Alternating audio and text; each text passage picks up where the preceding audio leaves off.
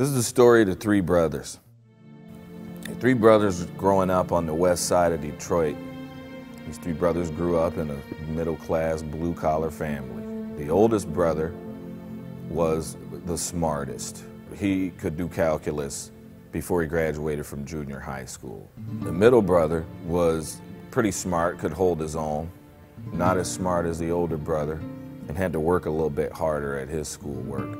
The youngest brother of the three was the best athlete, but he struggled the most with his schoolwork. He had to work the hardest at school to maintain an average GPA. Both the older and the younger brother, I don't know, they bowed to the pressure of the street life and the surroundings. They both dealt drugs. The oldest brother, was in and out of jail and even did a short stint in a state prison. The youngest brother did the longest stint, 15 years. And you're looking at the middle brother. I'm Blair Anderson, the commander of detention services at the Dakota County Sheriff's Office. My officers were doing a regular shakedown like they do, which is, you do a safety and security check. You go through a housing unit, you go through the cells, you look for contraband, you look for things that are out of order. Oftentimes they find very interesting works of art. During the shakedown, they find this drawing. It's glorifying gang affiliation, which makes it contraband. They do shakedowns here and there now and then, and they've confiscated some artwork from me. Some of the stuff is like gang related. When I saw it, I looked beyond the message and I just looked at the talent that went into making something like that. The commander says, you know what? We got this kind of talent in this jail, and these are the same guys that have been coming back and forth to this jail for 10 years, Why do they keep coming back to jail if they got this kind of talent? We have about an 18 by 30 foot space in our gymnasium here, and it was just crying out for something. And so I thought, let's do a mural. The hardest decision was which artist to pick. There were that many talented people. I wasn't in a very good spot in my head at that time. I just was recently in jail and I was really depressed. So I didn't even submit any artwork. We let the original artist select, who his assistants would be.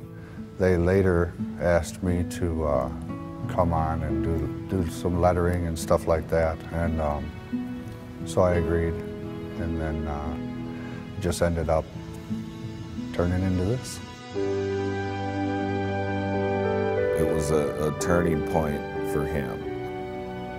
They all took it very seriously, but I think Mr. Vance took it to heart. I think it struck a deep chord with Mr. Vance. Although this has been the hardest jail time I've ever done in my life, and I've done some time. I've been locked up several times, probably most of my adult life, but it's the first time I've ever been in jail that I felt so positive. Being around some of the staff, at least while he was working on the project, probably gave him a different view of who we were as people. And consequently, he asked some questions about how did you get to where you are? How did you become the commander of a jail in the middle of Minnesota? How did you do that?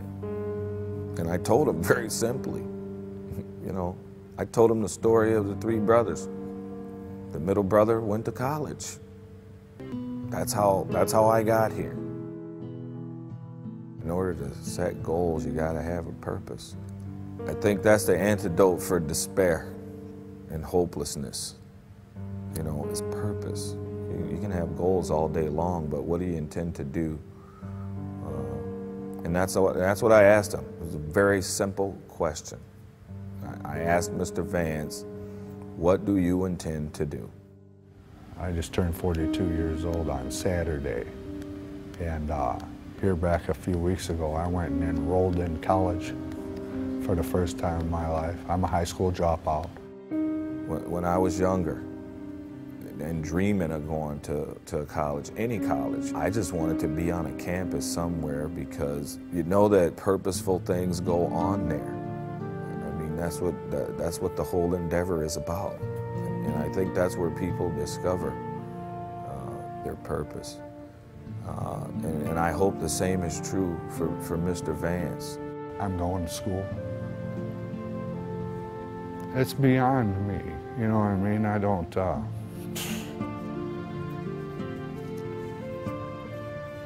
I'm just,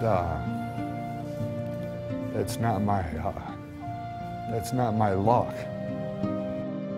We can learn things from these inmates as well as they can from us. You know, one of the things that I had reaffirmed for me, because I've always known it, but they just helped to reaffirm it, you know, and that is that this is my purpose, to help other people.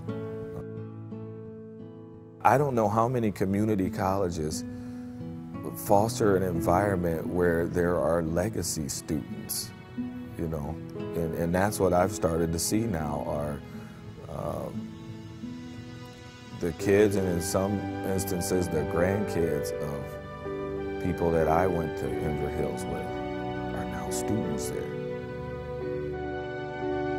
And I would use myself as an example of why that place, Inver Hills, is necessary.